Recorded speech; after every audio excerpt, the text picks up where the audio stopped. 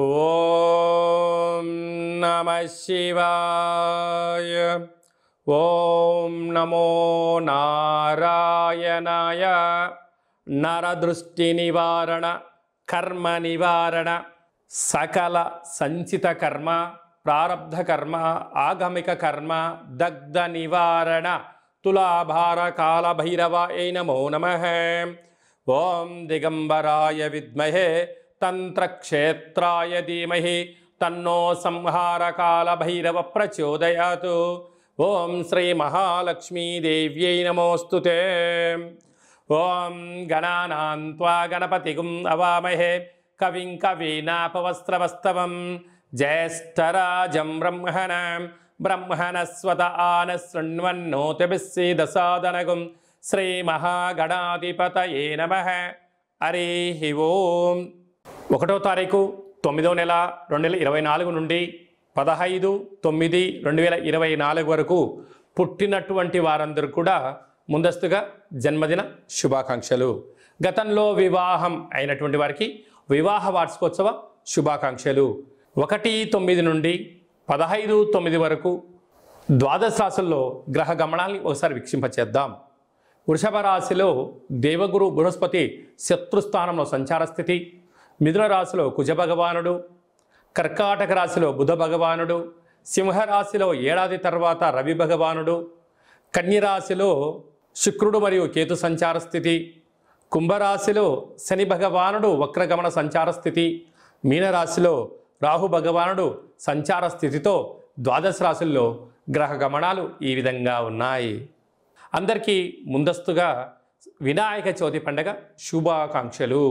వినాయకుడు అనగానే అవిఘ్నములను తొలగించి ఐశ్వర్యాన్ని ప్రసాదించేటువంటి భగవంతుడు కనుక ఆది పూజ్య మహాగణాధిపతి. అంటే ఏ పూజను మనం ప్రారంభించాలనుకున్నా పసుపుతో చేసిన గణపతి స్వామికి మనం పూజ చేసుకుంటూ ఉంటాం.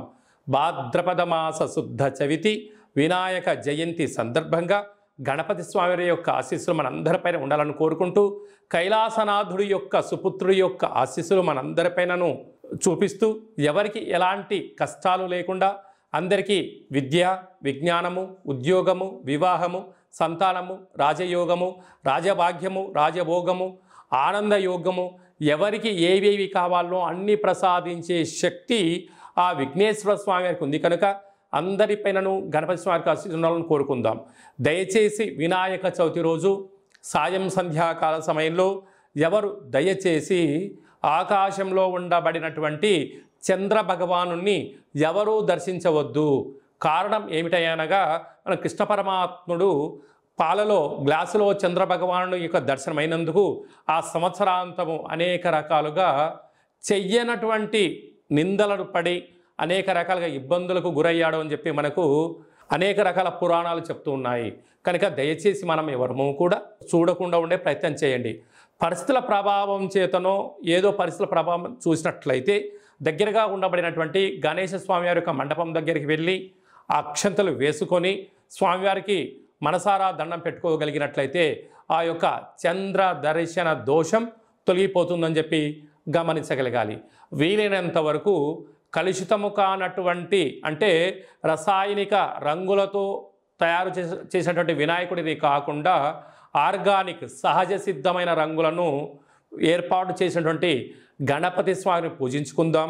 భావి తరాలకి, అంటే రాబోయేటువంటి రోజులలో కలుషితము లేనటువంటి చెరువులను కాపాడుకుందాం. ఎందుకనగా చెరువులో వేయడం వలన నీరు కలుషితం అవ్వడం, అందులో ఉండబడినటువంటి జలరాశులు అంటే చేపలు కానీ కప్పలు కానీ అనేక వానపాములు కానీ అవి మరణించకుండా కాపాడుకునే బాధ్యత మన అందరిపైన ఉందని చెప్పి కూడా గమనించగలగాలి. అలాగనే సంపూర్ణంగా మనము ఈ యొక్క గరికను, ఫలాలను, పత్రాలను, పుష్పాలను భక్తితో పూజ చేసుకుందాం. గణపతి స్వామికి ఆశీస్సులు పొందుదాం. అనేక మందికి ఆదర్శంగా ఉందామని చెప్పి కూడా గమనించాలి. కర్కాటక రాశి వారు సోమవతి అమావాస్య, కాళ అమావాస్య రోజున ఎలాంటి విధులను పాటించడం వలన అష్టమ స్థానంలో ఆయుస్థానంలో శని భగవానుడు వక్రగమనంలో ఉన్నప్పుడు ఎలాంటి ఇబ్బందులు ఉంటాయి, వాటిని అధిగమించే ప్రయత్నం ఎలా చేయాలో ఈ వీడియోలో సవివరంగా సంపూర్ణంగా తెలుసుకుందాం. ఈ కర్కాటక రాశిలో ఏ నక్షత్రాలు వస్తాయనగా పునర్వసు నక్షత్రంలోని 4వ పాదం, పుష్యమి నక్షత్రం 4 పాదాలు, ఆశ్లేష నక్షత్రంలో 4 పాదాలు కలిపితే కర్కాటక రాశి.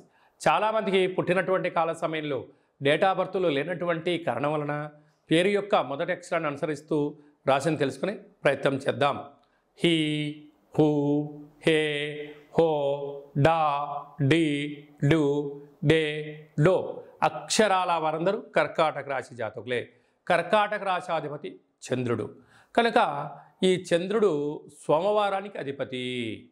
అదియే కాకుండా ఈ సోమవారం రోజు అమావాస్య రావడము, శ్రావణ మాసంలో అమావాస్య రావడము, మంగళవారంతో కూడుకున్నట్టు అమావాస్య రావడం వలన ఒకవైపు అష్టమ స్థానంలో శని భగవాన్ వక్రగమనంలో ఉన్నాడు కనుక వీలైనంత వరకు ఇంటిని మంచిగా శుద్ధి పెట్టుకొని ముగ్గు పిండి చేత ఇంట్లో ఒక అష్టదళ పద్మాన్ని వేసి తెల్లటి గుమ్మడికాయను కానీ కొబ్బరికాయను కానీ సగభాగాన్ని కట్ చేసి అందులో సమృద్ధిగా నూనెను పోసి 8 ఒత్తులను వేసి దీపం వెలిగింపచేసి అందులో తెల్లటి ఆహారాన్ని అంటే అన్నము, పప్పు, చారు, పెరుగు కానీ పాయసంతో కూడుకున్న పదార్థం కానీ లేకుండా ఇంకా పాలను నైవేద్యంగా ఏర్పాటు చేసి పూజ యథాశక్తిగా షోడశ ఉపచార పూజలు చేసుకొని చాకలి వాళ్ళకు దానం ఇవ్వగలిగినట్లయితే మనకు రుణ సమస్యలు, రోగ సమస్యలు, శత్రు సమస్యలు ఈ యొక్క కూష్మాండ దీపంలో 8 ఒత్తులు పెడతాం కనుక కష్టాలు తొలగిపోయి అష్ట ఐశ్వర్యానికి మహాలక్ష్మీదేవి మన ఇంటికి గళ్ళు గళ్ళు అంటూ వస్తుందని చెప్పి